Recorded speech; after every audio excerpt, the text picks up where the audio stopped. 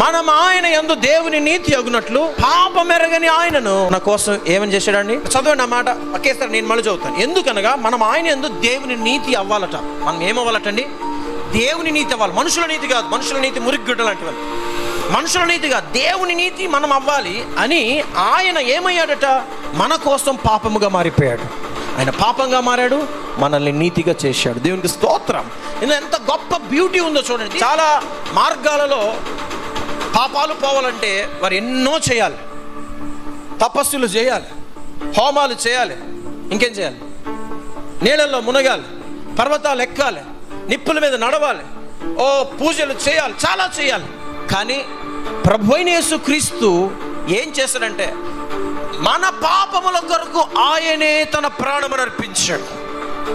పాపములు పోగొట్టుకోవడానికి మనం ఏదేదో చేయడం కాదు, ఆయనే మన పాపములు పోగొట్టడానికి సమస్తము చేసేసి ముగించాడు. దేవునికి స్తోత్రం కలుగునుగా. This is the beauty of Christianity. క్రైస్తవులలో గొప్ప గొప్ప విషయం ఇదే. కేవలం ఇప్పుడు ఆయన నమ్మితే మన పాపములన్నీ ఆయన తొలగించేవాడు. చూడండి, పునరుద్ధానము ద్వారా ప్రభువైన యేసుక్రీస్తు మనల్ని నీతిమంతులుగా తీర్చాడు. ఒకవేళ పునరుద్ధానము గనక లేనట్లయితే, పునరుద్ధానము లేకపోతే ఇది సాధ్యపడేది కాదు.